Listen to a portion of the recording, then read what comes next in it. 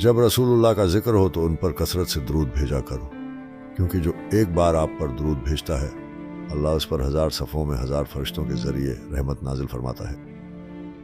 یہ حدیث درود شریف کی عظمت اور روحانی فائدے کو بیان کرتی ہے۔ رسول اللہ صلی اللہ علیہ وآلہ وسلم پر درود بھیجنا ایک ایسا عمل ہے جس سے اللہ کی بے شمار رحمتیں نازل ہوتی ہیں۔ ہر درود پر فرشتے بندے کے لیے دعا کرتے ہیں اور تمام مخلوقات اس کے حق میں رحمت کی دعا کرتی ہیں۔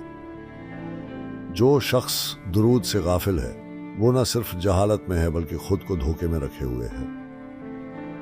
ایسے شخص سے اللہ، رسول اور اہل بیت علیہ السلام بیزار ہوتے ہیں۔ درود ایک عبادت، ایک تعلق اور محبت رسول کا عملی اظہار ہے۔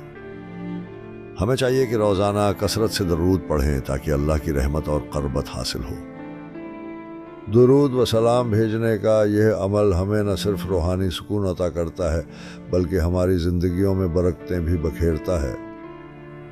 جب ہم رسول اللہ صلی اللہ علیہ وآلہ وسلم پر درود بھیجتے ہیں تو ہم اپنی محبت کا اظہار کرتے ہیں اور ان کے پیغام کو زندہ رکھتے ہیں۔